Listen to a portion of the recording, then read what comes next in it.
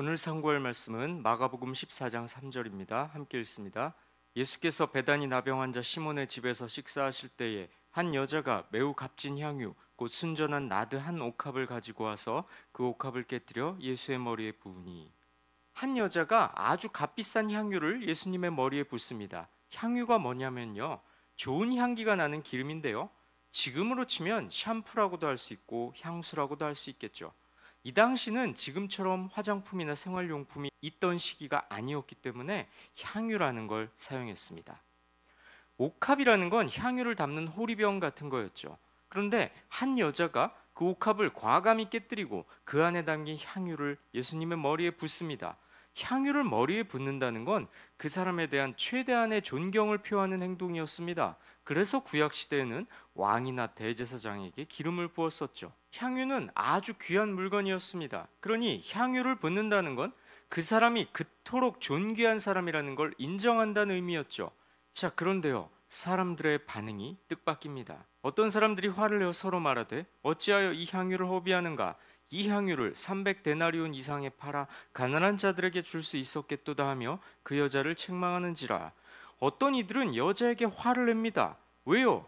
향유를 어째서 허비하냐는 거죠. 아니, 다른 사람도 아니고 예수님한테 부었는데 이 사람들은 그게 아까웠나 봅니다. 게다가 핑계도 좋습니다. 이 향유를 팔면 300데나리온도 더 받을 수 있었을 텐데 이걸 팔아서 가난한 자들을 도왔으면 훨씬 더 의미 있었을 거 아니냐, 이렇게 말이죠. 여러분, 이 사람들의 반응에 대해서 어떻게 생각하십니까? 여러분도 같은 생각이십니까? 자, 과연 예수님께서는 뭐라고 하실까요? 예수께서 이르시되, 가만두라, 너희가 어찌하여 그를 괴롭게 하느냐? 그가 내게 좋은 일을 하였느니라. 가난한 자들은 항상 너희와 함께 있으니 아무 때라도 원하는 대로 도울 수 있거니와 나는 너희와 항상 함께 있지 아니하리라.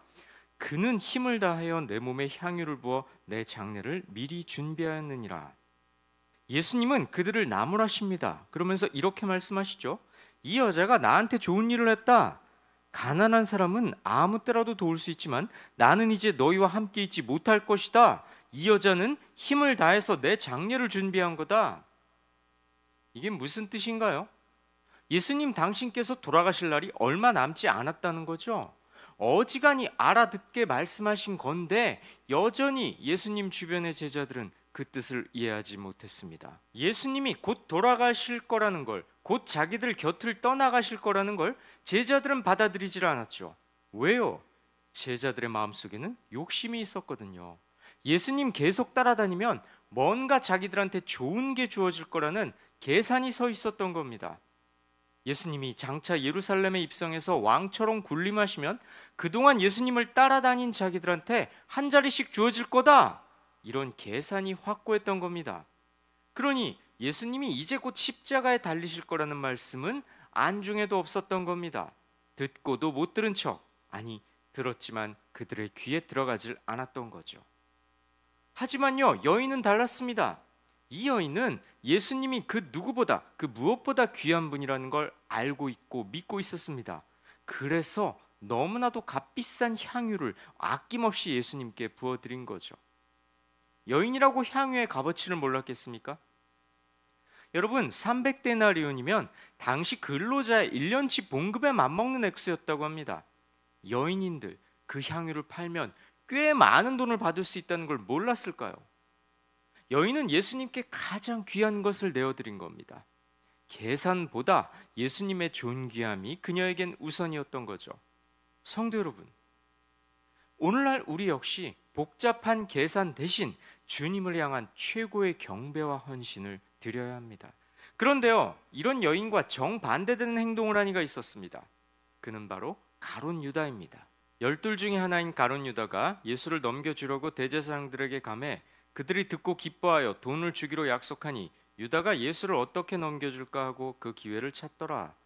유다는 왜 이랬을까요? 요한복음을 보면 유다가 돈 때문에 그런 것 같기도 합니다. 그런데요, 복음서 전체를 보면 유다가 예수님을 배신한 이유를 알 수 있는데요, 예수님한테 극도로 실망했던 겁니다. 그래서 배반한 거죠. 유다는 예수님이 정치적으로 왕이 될 거라고 기대했습니다. 로마를 물리치고 이스라엘 민족의 왕이 되실 거라고 기대한 거죠. 그런데 예수님의 가르침을 가만 듣고 보니 왕은커녕 오히려 체포돼서 사형당할 거라고 합니다. 처음엔 빈말인 줄 알았는데 들으면 들을수록, 가까이에서 예수님을 보면 볼수록 이게 진심인 겁니다. 이게 뭐지? 예수님이 죄인으로 체포돼서 사형을 당하면 그동안 예수님을 따라다닌 자기는 뭐가 됩니까? 자신한테 떨어질 콩고물도 없을 게 뻔한 겁니다. 아, 예수님한테 속았구나. 이런 생각이 유다는 들었던 거죠. 극도로 실망한 유다가 자신의 마음을 보상받을 방법은 예수님을 팔아먹는 것밖에는 없었던 거죠.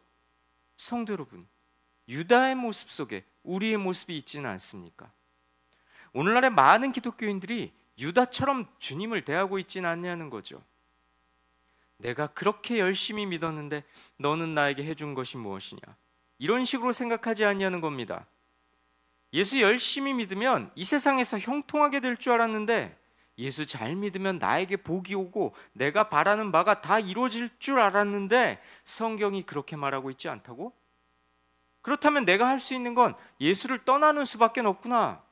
내 눈앞에 있는 자가 아니니 팔아먹을 수는 없고 예수를 버리는 수밖에 없겠다. 여러분, 우리의 마음속에 이런 생각이 자리 잡고 있지는 않습니까? 에이, 내가 새벽기도 나오는 성도인데, 내가 교회 중직자인데, 그렇게 생각하진 않지요. 혹시 이렇게 답하고 싶으십니까? 예수님보다 그분을 믿고 따랐을 때 나에게 주어질 보상부터 따진다면, 기독교가 나에게 줄 콩고물을 기대한다면, 예수님을 따르기에 앞서 내 유익이 뭔지 계산부터 하기 바쁘다면 가룟 유다와 다를 게 뭐가 있겠습니까? 성도 여러분, 주님이 변하길 기대할 게 아니라 내가 변화되어야 됩니다.